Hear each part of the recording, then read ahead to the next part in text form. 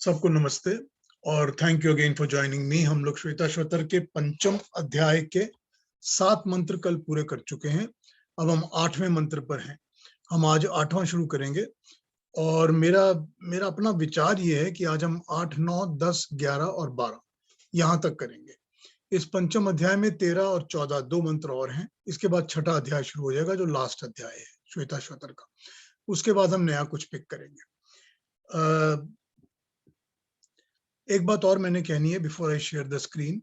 इस हफ्ते हमको 2 अच्छे डोनेशंस मिले हैं इस वीक फ्रॉम आवर मेंबर्स, तो थैंक यू वेरी मच। और बहुत बहुत आप लोग का आभार है कि आप लोगों ने डोनेशन दिए हैं। हमारा तो सारा काम जो है खर्चा वगैरह इंटरनेट का भी और बाकी सब कुछ जूम का भी सब डोनेशंस पर ही चलता है, तो डोनेशंस मिलती हैं तो काम चलता रहता है, इसलिए थैंक यू वेरी मच। अब स्क्रीन शेयर करते हैं और 8वां मंत्र शेयर करते हैं। आइए,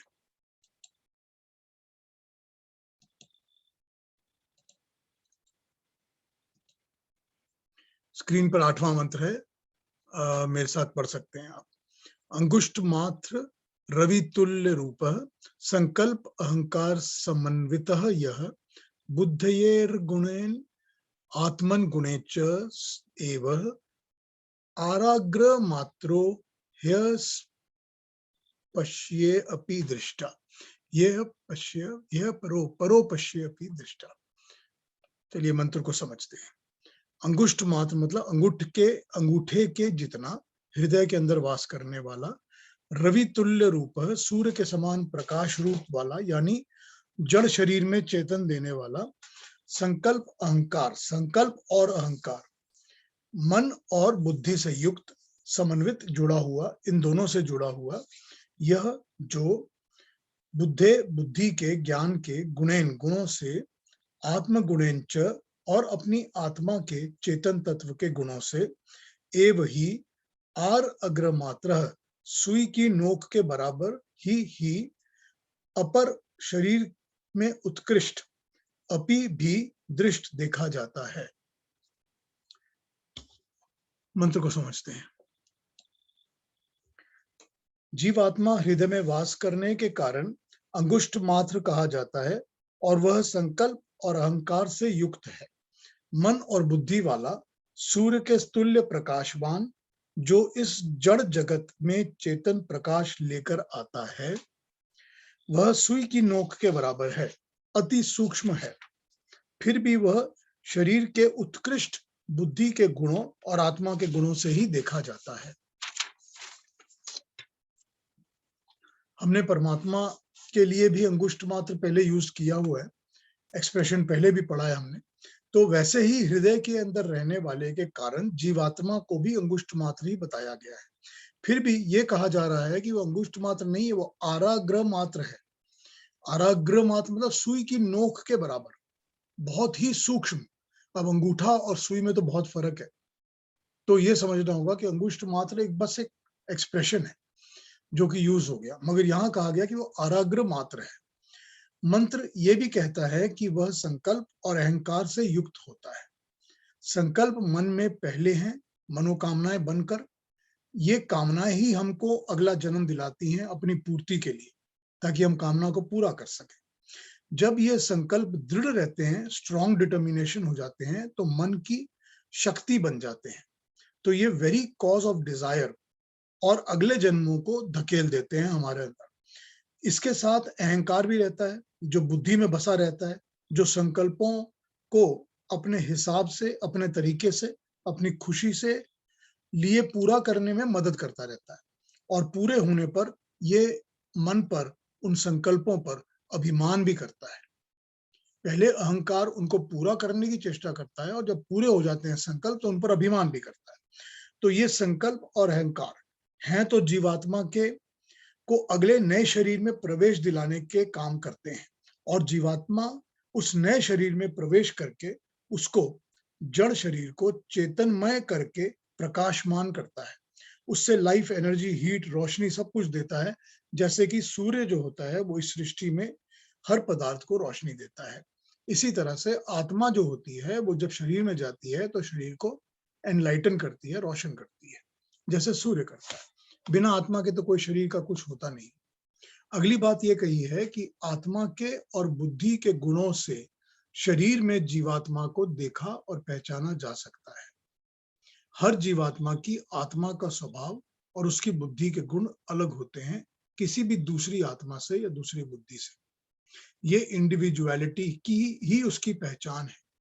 इससे ही समझा जा सकता है कि पर्सनल सिंगुलैरिटी कह सकते हैं इसको। अहंकार ने उसके पर्टिकुलर बुद्धि का स्वरूप दिया है और संकल्प उसकी आत्मा में वो सिंगुलैरिटी भर देता है। One kind of mind and one kind of body. देखिए होता क्या है कि जो इसमें यहां पर बताया है कि बुद्धि और आत्मा, स्वभाव और अहंकार, तो जब किसी भी हम मनुष्य से मिलते हैं, अलग अलग मनुष्यों से मिलते हैं, हमको सभी मनुष्यों के अंदर उनके स्वभाव, उनकी बुद्धि और उनकी अहंकार सब अलग अलग दिखता है। हर एक मनुष्य का स्वभाव अलग होता है, हर एक मनुष्य की बुद्धि अलग होती है, अहंकार अलग होता है। किसी मनुष्य के अंदर दो मनुष्यों में एक सी बुद्धि हो सकती है पर उनके अहंकार अलग हो जाएंगे। अगर उनके अहंकार भी एक से हो जाएंगे तो उनकी आत्मा का जो अंदर से पुश है या ड्राइव है वो अलग अलग हो जाए। हमको अलग अलग मनुष्यों की पहचान इन्हीं के कारण होती है। अहंकार में अपनी इंडिविजुअलिटी आती है कि मैं बाकी जीवात्माओं से अलग हूं, मैं ये हूं, मुझे इसी तरह जीना बचना रहना है, ये मेरी पर्सनैलिटी है, यही मेरी ईगो है, मैं इसी से अपने को आइडेंटिफाई करता हूं। और संकल्प, डिटर्मिनेशन ऑफ द कॉन्शियसनेस, ये है जो मुझे पाना है, मेरे चेतन की वेरी बेसिक नीड और स्ट्रेंथ। मैंने जन्म से ही, यानी जन्म लिया ही इसके लिए है, उन संकल्पों के लिए, उन स्वभावों से ही तो जन्म लिया है ना हमने, क्योंकि हमको वो कामनाओं को पूरा करना है। तो मैंने इसी के लिए जन्म लिया है, मुझको यही पाना है। ये है उसकी आत्मा और बुद्धि के गुण। इसी से हर आत्मा, हर जीवात्मा एक दूसरे से अलग होती है और आइडेंटिटी होती है जो बस यहीं से बनती है। सबकी बुद्धि मन अलग अलग काम करता है। ये इस मंत्र का मैसेज है। ये अगले मंत्र पे आ जाते हैं।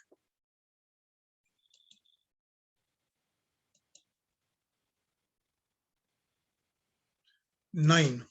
अब ये सुई की नोक के बाद अब उसको और फर्दर डिफाइन कर रहे हैं, छोटा करने के लिए। बालाग्र शतमाग्रस्य शतधा कल्पितस्य च भागो जीवः स विज्ञेय स च अनंत्याय कल्पते। बाल अग्रह शतमात्रस्य, बाल के आगे के हिस्से के अगर 100 भाग किए जाएं, शतधा, और उसके भी फिर 100 भाग किए जाएं, कल्पितस्य, कल्पना किए हुए का, च, और भाग, हिस्सा, जो बाल के 100 भाग किए और फिर उसके एक भाग के भी 100 भाग किए, तो जो निकलेगा वो भाग का हिस्सा जीवात्मा, जीव, स, वह, विज्ञेय, जानना चाहिए, सच, और वह ही अनंत्याय, अनंत होने के लिए, अनंत मोक्ष को प्राप्त करने के लिए कल्पते, समर्थ है। ठीक है। यदि बाल के 100 हिस्से 100 भाग कर दिए जाएं और फिर दोबारा से उसके और 100 भाग कर दिए जाएं, तो जो ये एक 10,000वां भाग होगा, 10,000th भाग, जीव का इतना ही परिमाण कल्पना किया जा सकता है। अभी उन्होंने आपको सुई की नोक बताया था ना, अब उससे भी माइन्यूट बता रहे हैं कि उससे भी सूक्ष्म है। ऐसा सूक्ष्मतम जीव अनंत समर्थ वाला होता है। कई मंत्रों में हमने अंगुष्ठ मात्र का एक्सप्रेशन पढ़ा है और यहाँ भी उसी तरह उसको डिफाइन किया है, मगर यहाँ पर शरीर के अंगूठे के जितना कहने की जगह उसको और भी ज्यादा सूक्ष्म बताया है, जो हम केवल कल्पना ही कर सकते हैं, हम सिर्फ सोच सकते हैं। ये तो जीवात्मा के लिए कहा है। ऐसा ही और अधिक सूक्ष्म परमात्मा के लिए कल्पना किया जा सकता है। अंगूठे का कहना भी एक एक्सप्रेशन ही है, असल तो है नहीं, अतः समझने के लिए ये कहा जाता है। मगर हैं दोनों अति सूक्ष्म, इतने सूक्ष्म होते हुए भी उनका समर्थ अनंत है। उनके अंदर जो एबिलिटी, कैपेबिलिटीज हैं, शक्ति है, वो अनंत है। जीवात्मा सूक्ष्म होकर ही शरीर में आकर बसता है और परमात्मा और भी अधिक सूक्ष्म होने से व्यापक होता है, सर्वव्यापक होता है और सबसे अधिक समर्थ हो जाता है, और भी ज्यादा समर्थ हो जाता है जितना जीवात्मा है उससे भी अधिक। अगले मंत्र को देखते हैं, 10वें को। ये भी बहुत छोटा मंत्र, अभी खत्म हो जाएगा। नैव स्त्री न पुमानेश न चैवाय नपुंसक यद यद शरीरम आदते तेन तेन स रक्षते। नैव स्त्री, ना ही स्त्रीलिंग है, न पुमान है, ना पुरुष है पुलिंग है, एश ये जीवात्मा, न च एव और ना ही यह, अपन यह नपुंसक है, नपुंसक लिंग है, यद यद जिस जिस शरीरम शरीर को जन्म लेते हुए जिस शरीर को आदते ग्रहण करता है, तेन तेन उस उसके रक्षते रखा जाता है, युक्त हो जाता है। जीवात्मा का कोई लिंग नहीं होता, ना वो स्त्रीलिंग है ना पुलिंग है, ना वो नपुंसक लिंग भी नहीं है। जिस जिस शरीर को वो ग्रहण करता है उस लिंग के साथ वो युक्त हो जाता है। उस शरीर के लिंग के अनुसार उसका नाम रूप रखा जाता है, वो लक्षित होने लगता है। Sex is determined with the nature of the body taken by the soul. जीवात्मा has no sex identity of its own. बड़ी सिंपल बात है, जीवात्मा जिस शरीर में जाता है उस शरीर के अनुसार ही उसका लिंग रूप समझा जाता है। ठीक है, 11वें पर आते हैं।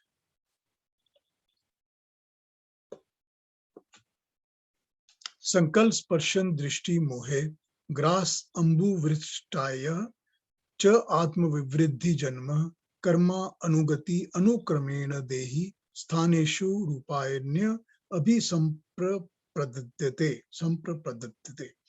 संकल्प स्पर्शन दृष्टि मोह, संकल्प विकल्प स्पर्श करना देखना और मोह।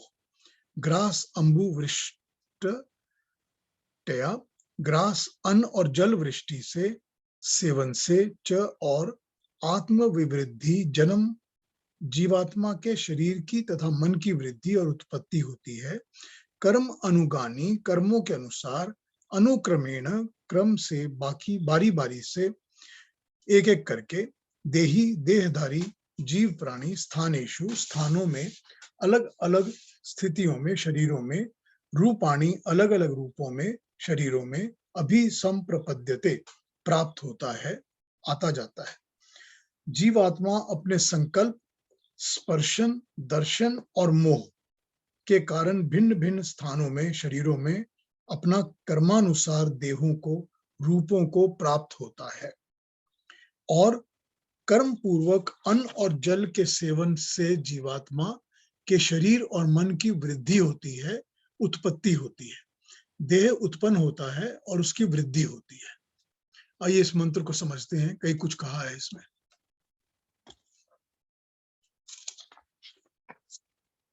देह का विकास वृद्धि तो अन्न और जल से या जल के सेवन से ही होती है। अच्छा अन्न तो पुष्ट शरीर, अच्छा शरीर। मगर मन का विकास होता है संकल्प से, और संकल्प बनते हैं स्पर्श और दृष्टि से, और स्पर्श और दृष्टि के मोह से। समझिए बात को, आंखों से देखना और स्पर्श से अनुभव करना, यही तो मोह का प्रपंच है। आंख और स्पर्श वो साधन है जो मन को इंफॉर्मेशन देते हैं और मन इनमें उलझ जाता है, संकल्प करने लगता है कि ये और ये मुझे चाहिए, ये मुझे लेना है और ये मुझे नहीं लेना है। शरीर के अंग हैं आंख भी और स्पर्श भी, मगर इनका असर सीधा मन पर होता है।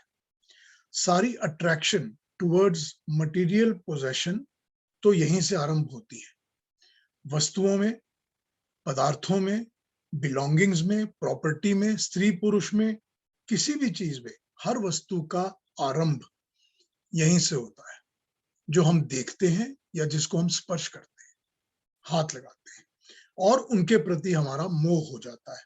और जब इसे देखने और स्पर्श करने पर मोह छा जाता है तो वह मन के संकल्प बनकर मन में बैठ जाता है।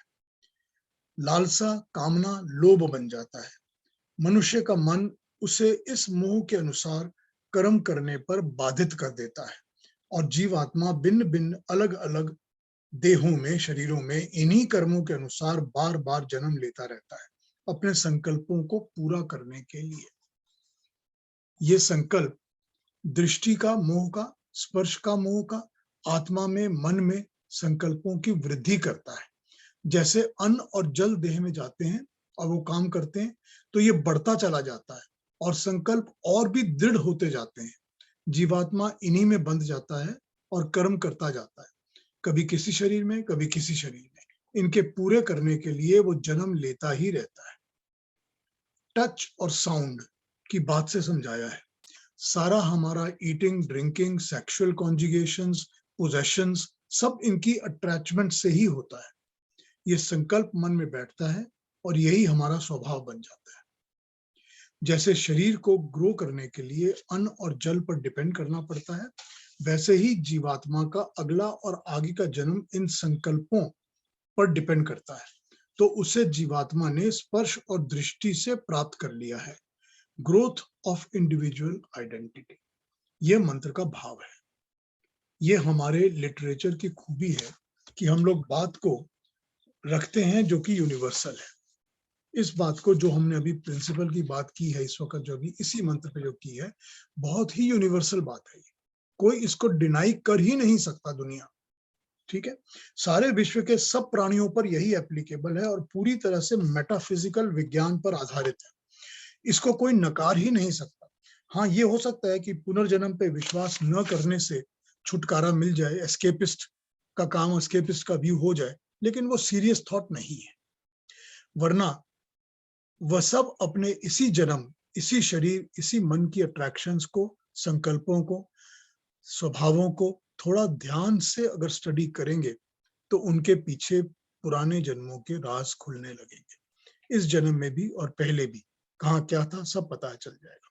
तो इस मंत्र का ये अर्थ हो गया है कि जो भी हमारे अंदर स्वभाव पैदा होते हैं और कर्म हम करते हैं, वो हमारी दृष्टि और स्पर्श हमको इन्हीं के द्वारा लीड करते हैं और हमारा मोह इनके साथ अटैच हो जाता है। ठीक है, क्लियर है ना?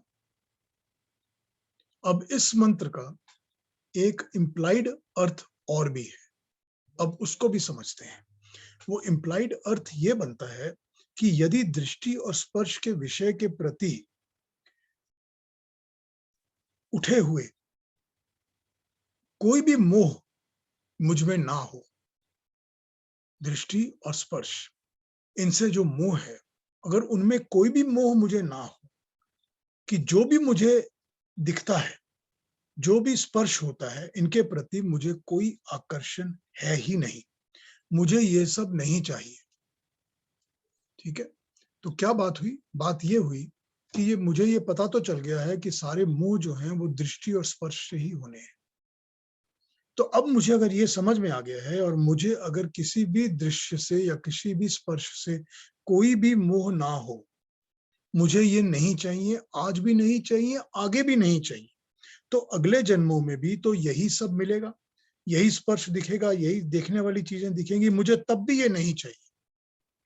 तो तब ये संकल्प किस बात का होगा? संकल्प होगा इनसे छुटकारा पाने का। संकल्प होगा कि मुझे ये नहीं चाहिए और जन्म जन्म के फेरे से मुक्ति के पाने का। साफ बात है, इस उपनिषद ने सारी बातें यही बता दी हमारे को। इसी बात पर चर्चा करता आया है शुरू से कि कैसे हमको आकर्षणों से छूटना है, कैसे हमको ब्रह्म चक्र से छुटकारा पाना है। यही शुरू से बता रहा है ये सारा कुछ।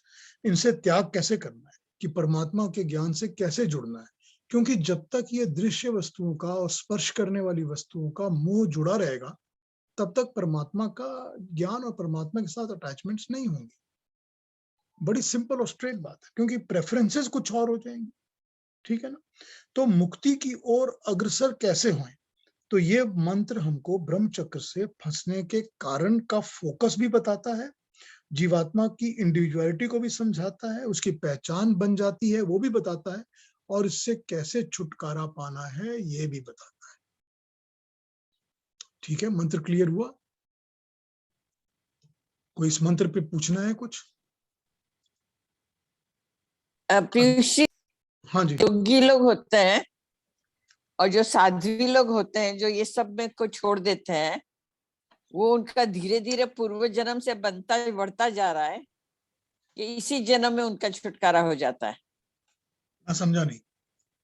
साधु संत लोग तो ये सब से छूट जाते हैं ना, जी छोड़ देते हैं। जी, वो क्यूमुलेटिव होता है कि इसी जन्म में उन लोग चॉइस कर सकते हैं। दोनों चीजें हो सकती हैं, दोनों बातें हो सकती हैं। इसी जन्म में भी हो सकता है, क्यूमुलेटिव भी हो सकता है, डिपेंड्स ऑन इंडिविजुअल। और फिर जब भटक जाते हैं फिर वो भटक ही जाते हैं। जब दोबारा भटक जाते हैं तो फिर गिर जाते हैं, फिर दोबारा शुरू करना पड़ता है। हाँ हाँ जी, बाली जी को पूछ रहे थे आप? नहीं, I think this chapter also brought the metaphysics into discussion. हाँ बिल्कुल ठीक जो बात। हाँ हम पहले से बात किए थे। बिल्कुल ठीक बात। And one more thing which is I'm finding very intriguing कि that self awareness कि touch और feel और emotion, ये self awareness होना ही जरूरी है उससे छुटकारा पाने के लिए। जब तक आप उसको एक्सेप्ट नहीं करते कि हाँ ये है और मुझे उसको छोड़ना है, जब तक आप डिनाइल करते हैं कि ये नहीं है, तो I think you can't get out of here. I think the awareness and acceptance is the first step towards moving away from this. देखिए, इसके बारे में जब भी मनुष्य कोई भी जीव इस दुनिया में जन्म लेता है, तो वो जीव जो है सारा अपना कारोबार, सारा काम दृश्य से और स्पर्श से ही करता है। हाँ ठीक है ना? सारा काम। हम जब बच्चे होते हैं तब भी हमको जो दिखता है, दिखता जो है, या हम जिसको टच करते हैं या फील करते हैं या मुंह में डालते हैं या सूंघते हैं, इन सब चीजों से ही हमको सारा काम अपना करना होता है। हम उसी पे ट्रेन हुए हैं और उसी चीज में हमारे को अलग अलग अलग अलग चीजों से, वस्तुओं से मोह होने लगता है। चाहे वो अपनी माँ के प्रति मोह हो, चाहे वो कोई खाने के प्रति मोह हो, चाहे किसी भी चीज का हो, चाहे हमको कोई चीज, फलानी चीज खरीदनी है, ये घर खरीदना है, कुछ भी है, सारे मोह हमको यहीं से मिलते हैं। करेक्ट? और यही हमारा स्वभाव बनके हमारे साथ जुड़ जाते हैं और फिर जन्म जन्म तक हमारे साथ चलते रहते हैं। मैंने आपको एक बार एक बात बताई थी, एक माइक्रोबायोम्स वाले डॉक्टर प्रोफेसर के बारे में, कि मैंने उनका एक लेक्चर सुना था यहाँ टोरंटो में। वो अटलांटा यूनिवर्सिटी में पढ़ाते हैं और वहां पर वो माइक्रोबायोम्स के रिसर्च स्कॉलर हैं और उनको कोई अवार्ड भी मिले हुए हैं। तो वो ये कहते हैं कि जो फीटस होता है, वो बच्चा जब पेट के अंदर आता है, उस बच्चे को पेट के अंदर आने पर ऑलरेडी उसके भूख की डिमांड्स शुरू हो जाती है। मतलब उसका प्रेफर्ड फूड क्या है, ये डिमांड्स उसके अंदर पहले ही शुरू हो जाती है। तो होता ये है कि वो अपनी माँ को फोर्स कर देता है कि तुम ऐसा ऐसा ऐसा ऐसा खाना खाओ। तो माँ वो खाना जो कभी भी पहले नहीं खाती थी या कभी नहीं खाया था, वो भी वो टेस्ट करने लग जाती है, क्योंकि वो फीटस उसको फोर्स कर रहा है। देखिए कितना बड़ा सिंपल वैदिक प्रिंसिपल है, कितना सिंपल वैदिक प्रिंसिपल है। ठीक है ना? नहीं, ये बात तो पीयूष जी, मेरी देरानी है, हम लोग तो वेजिटेरियन है, पर जब वो प्रेग्नेंट हुई, all she wanted to eat was beef. तो देखिए, बस मुझे वही खाने लेके जाओ। और उसका बेटा जो है अभी, वो कभी उसने जिंदगी, वो अपने आप को वेजिटेरियन बोलती है पर बीफ खा सकती है। और उसका बेटा जो है, बस ओनली ही लव्स बीफ। अभी भी 40-50 साल का हुआ बेटा भी। ये तो मैं 50 साल पहले की बात कर रही थी कि वो मेरी देरानी बोलती है, हम लोग तब तो और भी चुस्त वेजिटेरियन थे, अभी भी है, पर वो तो उसको तो वो चाहता ही था, बस चाहता ही था, या नहीं, देयर वाज अ ऑपरेशन कि I have to go and eat burgers. ठीक बात, इंटरेस्टिंग। पीयूष जी, एक प्रश्न है कि जो पशु होते हैं, क्या उनमें मोह कम होता है हमसे? ना, क्यों कम होता है? उनमें भी मोह होता है, उनमें भी प्रेफरेंसेस होती हैं। जितना हम में घमंड है और स्वार्थ है अपना, उतना तो पशुओं में नहीं होता। उतना ही उनमें भी होता है। उनकी रेंज और लिमिट हमारे से लिमिटेड होती है, लेकिन उतना ही उनमें भी होता है। उनमें भी घमंड होता है, अभिमान होता है, उनमें भी मोह होता है, कोई चीज के अटैचमेंट्स होती हैं, नहीं होती हैं, सब कुछ होता है। खाने की प्रति तो होता ही है, हम्म। खाने की प्रेफरेंसेस के लिए तो होता ही है। सब कुछ होता है, बराबर होता है सब कुछ। हाँ, सब कुछ है उनमें भी। दे थोड़ा सा फील कंट्रोल, एवरीथिंग। थोड़ा सा कंट्रोल्ड है कि भाई इस लिमिटेशन में ही काम करेंगे, कि उनको भी टीवी नहीं चाहिए, उनको इंटरनेट नहीं चाहिए, घर नहीं चाहिए, सेल फोन नहीं चाहिए, कपड़े नहीं चाहिए, वो सब चीजें कंट्रोल्ड है। कपड़े नहीं चाहिए उनको, हाँ, हाँ। वो सब कंट्रोल्ड है, लेकिन उसका ये मतलब नहीं कि उनमें नहीं है। जहां तक उनका पेरिफेरी है उसमें है उनका भी। और ठीक है बोल ना? नहीं सकते, सबसे बड़ी बात। हाँ, हाँ, ठीक अब बात। मेरा जो डॉगी है वो कोई कोई मेरे को हाथ नहीं लगा सकता है, बड़ा पोजेसिव है एकदम, उसके ऊपर सीधा कूदता है। लॉयल होते हैं, बहुत लॉयल। ठीक है, अगले मंत्र पे आ जाएं, जी। 12वें पर।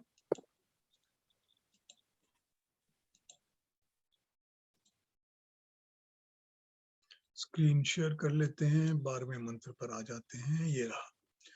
स्थूलानि सूक्ष्मानि बहुनी चैव रूपाणि देहि स्वगुणे वृणोति क्रिया गुणे आत्मगुणे च तेषां संयोग हेतु अपरः अपि दृष्टः।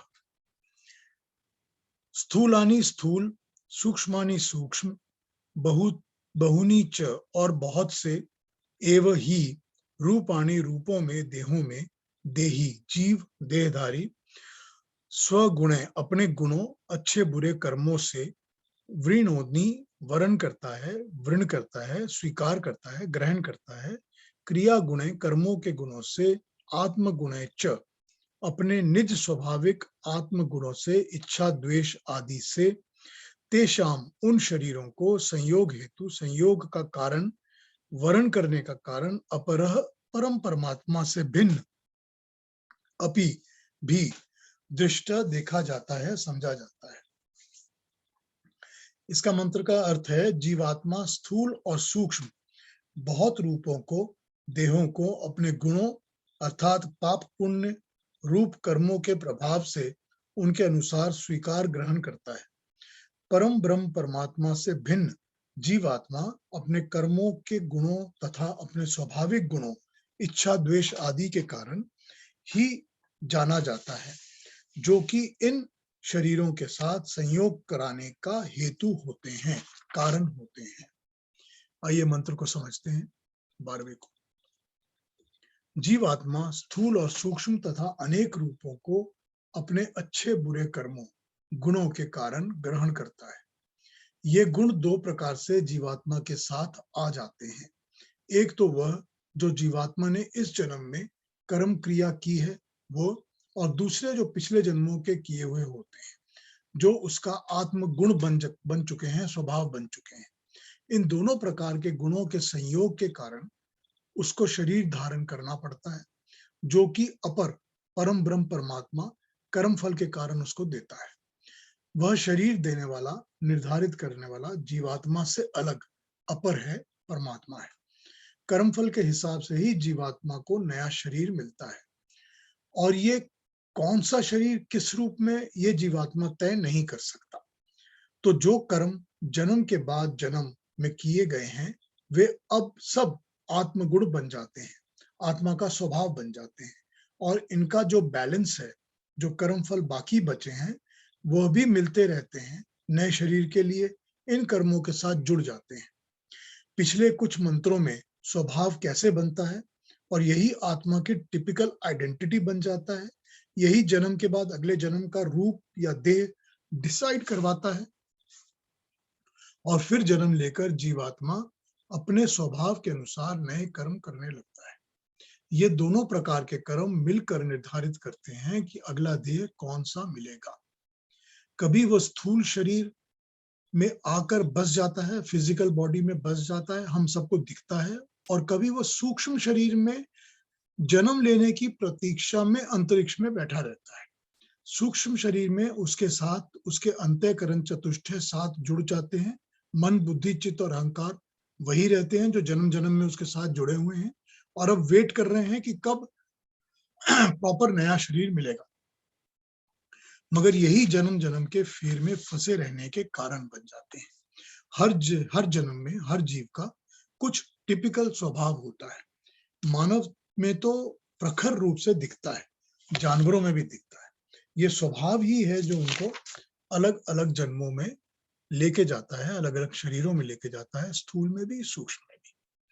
ये हुआ ये 12वां मंत्र। अब अभी तक ये 5वें अध्याय के जो हमने 12 मंत्र किए हैं, ये जीवात्मा के ऊपर बात कर रहे थे। अब अगले 2 मंत्र जो इसके लास्ट 2 मंत्र हैं, वो परमात्मा पे बात करते हैं। तो इसलिए मैंने सोचा था कि कुछ पॉज दूंगा, बट हमारे पास क्योंकि टाइम है तो हम 13 को देख लेते हैं, 14 को भी देख लेंगे अगर टाइम होगा तो। ठीक है,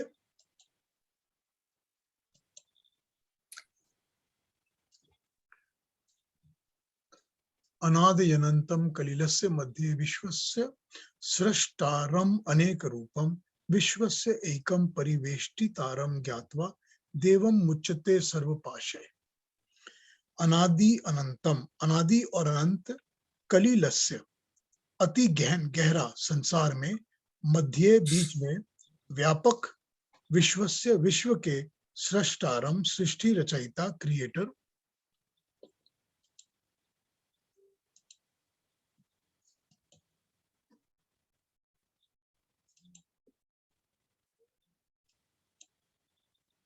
एक सेकंड,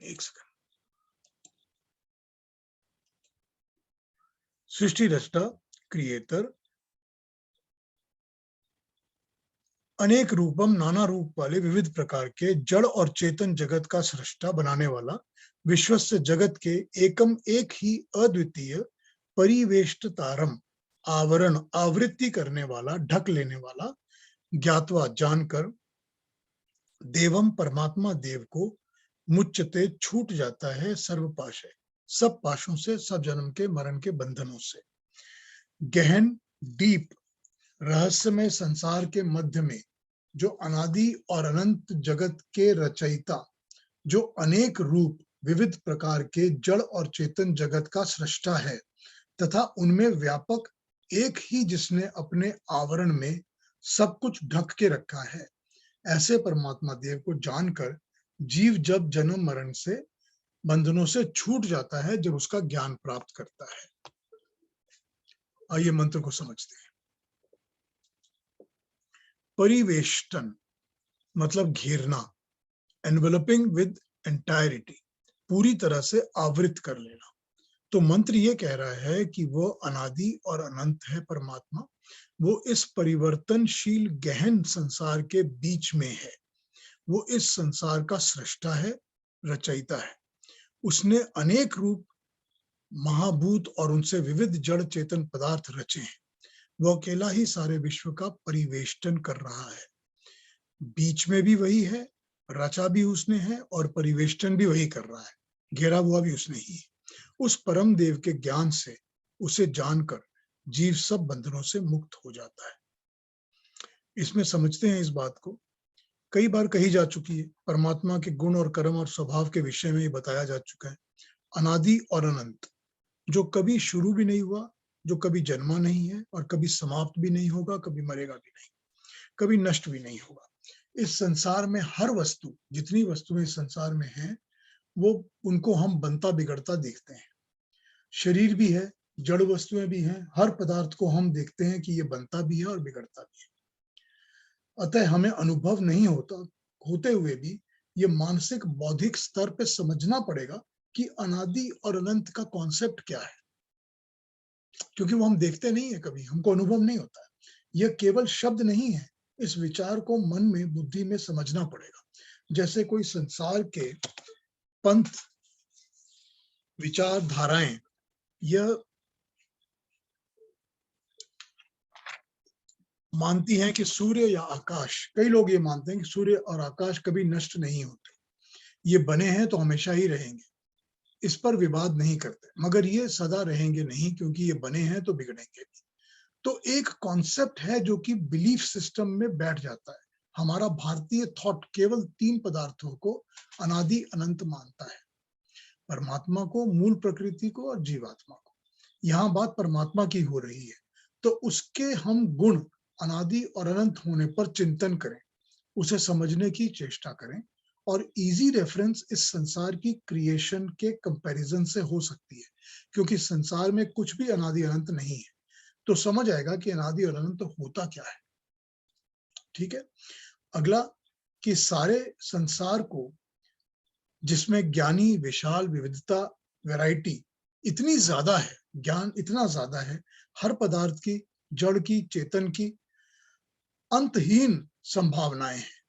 हमें तो पता ही नहीं है कि इसका और छोर कहां पर है, कहां तक है। इस इतने विशाल कॉम्प्लेक्स, जो कि हर पल परिवर्तन होता रहता है, बहुत गहन और मिस्टीरियस संसार को बनाने वाला वो अकेला ही है। वो इसके बीच में बनाने के समय से व्याप्त है, विद्यमान है, हर वस्तु में मौजूद है, और ऐसा करते हुए उसने इस सारे संसार को अपने घेरे में ले रखा है, एनवेलप किया हुआ है कंप्लीटली। अब ये भी कुछ मुश्किल कॉन्सेप्ट है कि जो बीच में बैठा है वो घेर कैसे सकता है।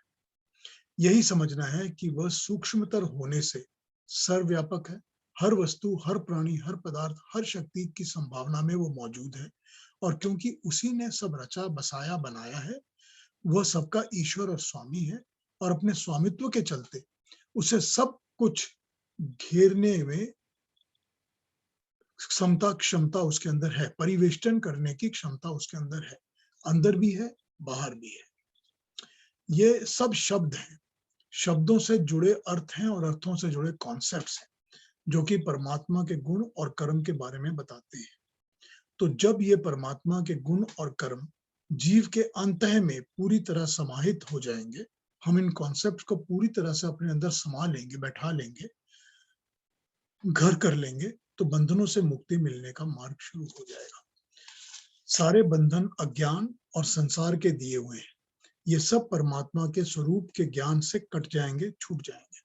ये समझ आ जाएगा कि जो भी बंधन पड़े हैं और उनके जो भी कारण हैं, जो बांधे रखते हैं, वो सब अज्ञान है, सब दुख और कष्ट देने वाले हैं, नीचे की ओर ले जाते हैं। ये सब परमात्मा के गुणों के ज्ञान के सामने आने से कट जाएंगे, नष्ट हो जाएंगे। ईश्वर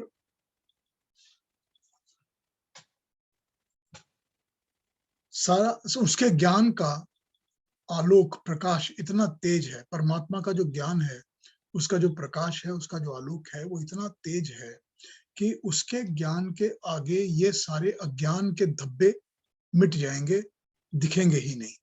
वैसे भी हम और आप अपने जीवन में बंधनों के बारे में विचार करते हैं, या अपने निकटतम परिचित लोगों के बंधनों पर विचार करके देखते हैं, तो हर एक बंधन सांसारिक प्राकृतिक वस्तुओं का, पदार्थों का, मनुष्यों का, जीव से बंधा मिलता है। हम हर उन चीजों से बंधे होते हैं जो कि प्राकृतिक और सांसारिक चीजें हैं, इसके अलावा हम किसी चीज से नहीं बंधे मिलते। तो ये सारा संसार के साथ उसके पहले ही नष्ट होने वाला है, और हमको ये पता है कि ये सब कुछ नष्ट हो जाएगा, और इसके पीछे ही हम पिछले जन्म कितने गंवा चुके हैं, और हम बनते ही चले जा रहे हैं। और ये विचार कभी मन में नहीं आया कि जिस भी वस्तु में, जीव में, मानव में हम बंधे हैं, उन सब का भी कॉमन डिनोमिनेटर वो ईश्वर ही है। उसी के गुण हैं जो अलग अलग प्रकार से चमक रहे हैं और हमको आकर्षित करते हैं। आकर्षण को तो हम जकड़ के बैठ जाते हैं, मगर उसके पीछे जो सर्वव्यापक शक्ति है, उसको हम नहीं देखते, जिसने अपना कमाल करके आकर्षण में हर आकर्षित करने वाला गुण बना दिया है। वो आकर्षण जो हमको खींच रहा है, उसके अंदर जो आकर्षण करने वाला गुण है, वो गुण किसने दिया है? वो गुण भी तो परमात्मा ने ही दिया है ना, उसी ने दिया है। हम उसको नहीं देख पाते, तो हम क्योंकि उसको नहीं देख पाते कि वो तो वेरी कॉज ही वो है, तो मंत्र में बड़ा सीधा ये बताया है कि इस तरीके से हमें अपने मन को बैठा लेनी चाहिए बात, कि हमको उस चीज में भी जो आकर्षण वाली वस्तुएं हैं, उनके पीछे भी जो आकर्षण क्रिएट करने वाला गुण है, वो गुण परमात्मा का है। तो वस्तु के ऊपर से आकर्षण हट के परमात्मा के ऊपर आ जाएगा। एक ही हर वस्तु जो हमारे मन को बांध लेती है, हर मनुष्य जो मन को बांध लेता है, हर आकर्षण, क्या ये अनंत है? अनादि तो है नहीं, ये हम जानते हैं, मगर नष्ट तो ये होगा ही, आज नहीं तो कल मर जाएगा, समाप्त हो जाएगा। और मैं इसके पीछे मरने पर, नष्ट होने पर, समाप्त होने पर दुखी होऊंगा, कष्ट पाऊंगा, मगर फिर भी मैं इन्हीं के ऊपर बंधा बैठा रहता हूं, जबकि मुझे ये पता है कि एक ही अनादि और अनंत तत्व है और वो सर्वशक्तिमान सृष्टि का कर्ता धर्ता परमात्मा है। मैं उसकी ओर से अपना मुख हटाकर इन आकर्षणों में क्यों लगा के रखता हूं? उससे भी मैं जुड़ सकता हूं ताकि मैं बंधन को दूर कर पाऊं। दूसरी बात, जिन पदार्थों में, वस्तुओं में, मनुष्यों को मैंने अपने मन को बांध के रखा हुआ है, उनके कौन से गुण हैं जो मुझे इतना ज्यादा आकर्षित करते हैं? क्यों मैं बांधा रहता हूं? क्यों मैं उनके पीछे लगा रहता हूं? क्या मोह है मुझे? क्या ये गुण सदा सर्वदा रहेंगे या हट जाएंगे, बादल की तरह छट जाएंगे, समाप्त हो जाएंगे? वो मनुष्य मर जाएगा या मैं ही मर जाऊंगा, और ये बंधन जिसको मैंने जकड़ के रखा है अपने आप समाप्त हो जाएगा। और किसी भी वस्तु में, पदार्थ में, मनुष्य में ये गुण आए कहां से हैं? तो क्यों ना उन गुणों के ओरिजिनल सोर्स पर ध्यान दिया जाए, उस पर ध्यान बांधा जाए जो कि अनंत है, नष्ट नहीं होगा, समाप्त नहीं होगा। ये जो गुण जिन्होंने मुझे बांध के रखा है, ये गुण तो वही दे रहा है, इनसे भी ज्यादा मात्रा में उसमें ये गुण है, क्योंकि वही तो ओरिजिनल सोर्स है। मैं तो इस छोटी सी चीज से अट्रैक्ट हुआ हूं, उसके पास तो बहुत विराट भंडार पड़ा है इन गुणों का, और वो कभी ना घटते हैं, ना बिगड़ते हैं, ना नष्ट होते हैं। बड़ी सिंपल थिंकिंग में शिफ्ट है, मन के विचार करने के तरीके पर थोड़ा सा शिफ्ट है। हर वो चीज जो बांधती है, हर मानव, सबके पीछे गुणों की जो खान है वो परमात्मा है। परमात्मा को देखो, उससे जुड़ो। ये सांसारिक वस्तुएं तो वाया मीडिया है, इन्हीं में भटके मत रहो। बस लगाव जुड़ाव उससे होगा, ये सब बंधन अपने आप छूटने लग जाएंगे। जब गुणों का भंडार सामने होगा तो ये छोटी मात्रा वाले गुणों के साथ बंधने की क्या आवश्यकता है? जब अनंत स्वरूप मिल जाएगा तो ये छोटे टेम्पररी सुखों के पीछे भागते रहने की क्या जरूरत है? थोड़ी सी हेर फेर और बदल है, अमल करने की आवश्यकता है, और जन्म सफल हो जाएगा, बंधन मुक्त हो जाएंगे। यह है 13वें मंत्र का अर्थ। अब हमारे पास 10 मिनट बचे हैं। आप कहेंगे तो मैं 14वां मंत्र पिक कर लेता हूं, वो कुछ थोड़ा सा लंबा चलेगा, नहीं तो फिर कोई और बात चर्चा करनी है, कोई प्रश्न पूछना है तो पूछ लीजिए, उस पर बात कर लेते हैं। उसके बाद फिर 14 वाला मंत्र अगले वीक ले लेंगे। हाँ पीयूष जी, जी, आपने जो बोला था कि दीव में जीवात्मा बैठता है, इसमें बैठता है? दिवलोक ऊपर, हाँ, द्यूलोक, द्यूलोक में। जी। अच्छा, तब वो जब जीवात्मा वहां बैठा होता है, उसको मालूम होता है कि उसका पिछला जन्म क्या था और अगला जन्म क्या होने वाला है? नहीं, उसको मालूम नहीं होता, क्योंकि आत्मा की कोई फीलिंग नहीं होती। अच्छा। उसको कोई फीलिंग नहीं होती। जब वो अंतरिक्ष में आता है और अंतरिक्ष में उसको हाँ सूक्ष्म शरीर और मन, बुद्धि, अहंकार वगैरह मिल जाते हैं, इंद्रियां मिल जाती हाँ। है, तब उसको ये आभास होता है कि मुझको जन्म लेने का टाइम आ गया है। अच्छा, पर कहाँ, किधर, नहीं, ये भी कैसा, उसको वो नहीं मालूम नहीं, पता ये उसको चलता है, मालूम नहीं होता। मालूम नहीं होता है। अच्छा, ये मनुष्य, कोई भी जो चीज होती है ना, जो जन्म लेती है, वो जी माँ के शरीर में आने के बाद जब उसके प्राण चलने शुरू होते हैं, और जब वो जन्म हाँ लेने से कुछ पहले, जन्म लेने से कुछ हाँ पहले, उसका जो मॉड्यूला ऑब्लोंगाटा होता है, ये सर के पीछे की जो हाँ जगह है, रीढ़ की हड्डी के ऊपर और हाँ ब्रेन के नीचे का पार्ट जो होता है, वो हाँ। उसको ये अवेयरनेस दिलाता है कि मैं किस शरीर में जन्म ले रहा हूँ। अच्छा अच्छा, तब पता चलता है। हाँ, क्योंकि उसको ये समझ में आ जाता है कि मैं घोड़ा बनूंगा या हाथी बनूंगा या कुत्ता बनूंगा या कीड़ा बनूंगा या मनुष्य बनूंगा। ये उस वक्त उसको अवेयरनेस घर करती है, क्योंकि वो जन्म लेते ही उस योनि के हिसाब से एक्ट करना शुरू कर देता है। तो उसको उस वक्त ये अवेयरनेस आ जाती है कि तुम घोड़े बन के जन्म ले रहे हो, तो जन्म लेते ही पैरों पे खड़े हो जाओ और खड़े होकर ये काम करना शुरू करो। या तुम मानव जन्म ले रहे हो तो तुम खड़े नहीं हो सकते, तुमको लेटे रहना पड़ेगा अगले 6-8 महीने तक। तो ये चीज की जो अवेयरनेस है उसके अंदर, वहां पर उस वक्त आती है जब जन्म लेने से थोड़ा पहले उसका शरीर बन चुका है तब। हाँ जी। अब क्या एक सवाल था एक और उसके साथ। जी कोई और कमेंट, किसी और को कुछ कहना है, बोलना है? जब यही जन्म पूछना ले था, लेते हैं। पीयूष जी, मेरे को जन्म हाँ। लेने वाले ही। हाँ कहिए प्रभा जी, आप पूछिए। बोलिए बोलिए प्रभा जी बोलिए। नहीं, मैंने कहा ये मन में ही बाद में जो है, शरीर लेने के बाद मन में ही विचार आते हैं कि हमने क्या करना है और कैसे थे और हम आगे क्या बनेंगे। नहीं इतने सारे मन में विचार नहीं आ सकते, कैसे थे क्या थे तो मिट जाता है, वो तो मन नहीं, में आता कैसे नहीं। थे, बच्चा जब पैदा होता है तो काफी दिन तक उसको अपनी पुरानी बातों का याद तो रहता ही है। हाँ पर ये याद नहीं रहता कि मेरे पास कौन सा शरीर था या मैं पहले ये था अब ये बन रहा हूँ, ये नहीं रहता उसको याद। पुरानी कुछ यादें रहती हैं जो कि उसको प्लेजर भी देती हैं, कष्ट भी देती हैं, सब कुछ देती हैं, अच्छा भी देती हैं, बुरा भी देती हैं। बाकी सब स्मृति चली जाती है। हाँ मोस्टली चली जाती है ना, वो तो रह स्मृति नहीं चली सकती, जाती है हो। मोस्टली हाँ। सब कुछ चला जाता है ना, वो तो रह नहीं सकती। नहीं, कईयों को जो है काफी उम्र तक भी अपना पिछला जन्म याद रहता है। हाँ पर वो रेयर चीज है ना, सबका नहीं है ना, बहुत सबका, रेयर हाँ। रेयर लोग है ना। नहीं, ये नहीं पता था कि मेडुला ऑब्लंगेटा से जो है हमें पता लगता है कि हम क्या किस उसमें जन्म लेने वाले हैं। हाँ उसी से ज्ञान उसी से प्राप्त होता है। आप देखिए कि मनुष्य के अलावा, मतलब ह्यूमन बींग्स के अलावा किसी का भी मॉड्यूला ऑब्लोंगाटा सीधा नहीं होता, ठीक है।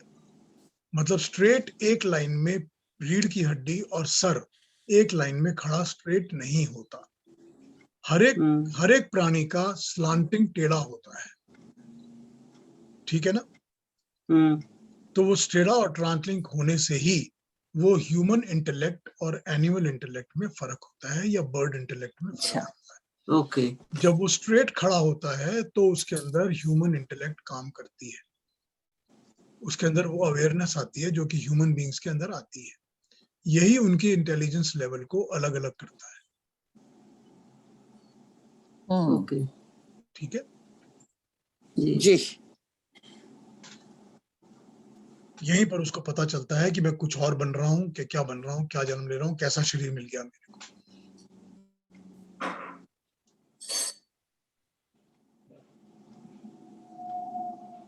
जी और कोई बात पूछनी है आज?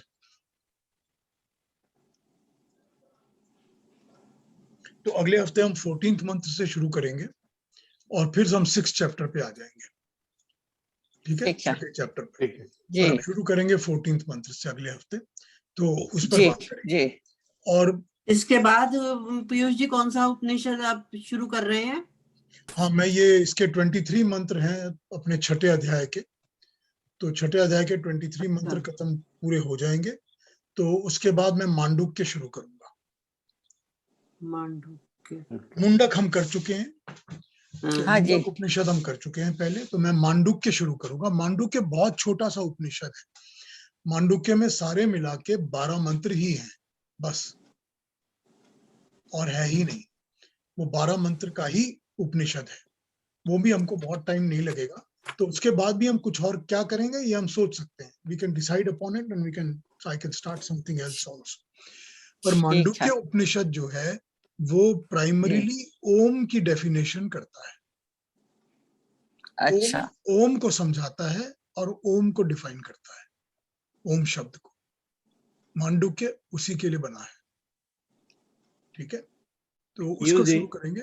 हाँ जी जो आपने बताया वो मतलब आप बोलते हैं ना कि प्रश्न है, क्योंकि वो समझना ही पहले थोड़ा चाहिए और उसके ऊपर चिंतन होना चाहिए और उसके बाद में कोई प्रश्न कर सकते हैं, ऐसा मेरा खुद का ऐसा लग रहा है। बिल्कुल सच बात, क्योंकि ये काफी डीप है और उसको हम मतलब हम व्यक्तिगत रूप से देखें तो हमारा जन्म हो चुका है और हमारा already we are already in a soup जिसको कहते हैं इंग्लिश में, और वहां से फिर जो आउट ऑफ द सूप वाला जो सिचुएशन है उसको इमेजिन करना और उसके ऊपर सोच के कुछ anchoring of thoughts and understanding of concept, वो बहुत चैलेंजिंग है बिकॉज वी आर ऑलरेडी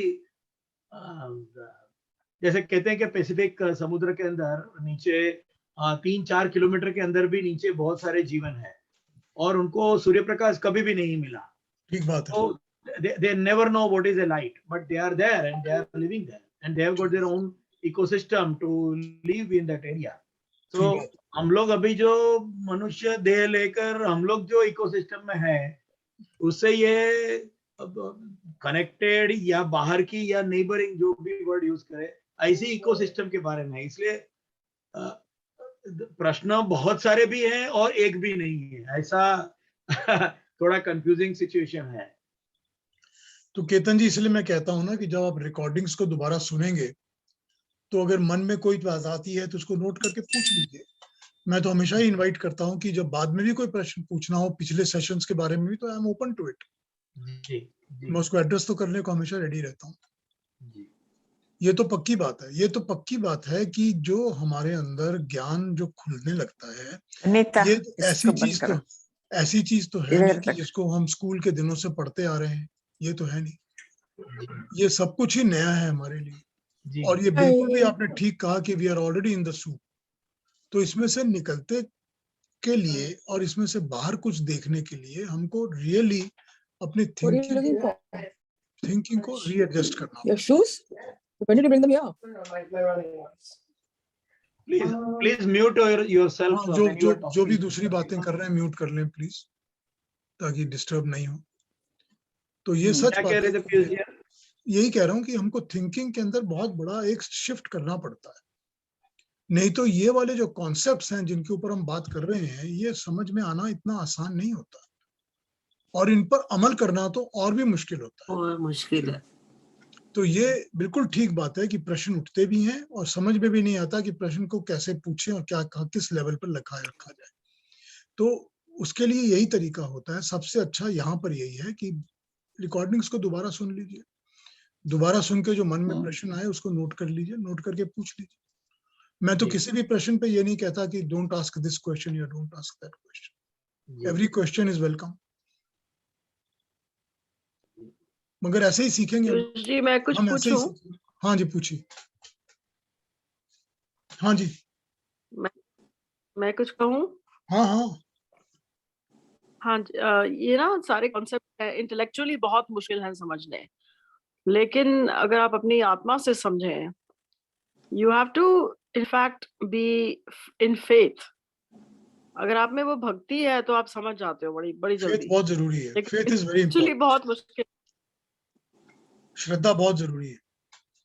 देखिए यहाँ पर क्या होता है, अगर if you are constantly challenging और if you are constantly having doubt, तो कोई भी चीज समझ में नहीं आएगी। राइट ये राइट। श्रद्धा बहुत जरूरी है।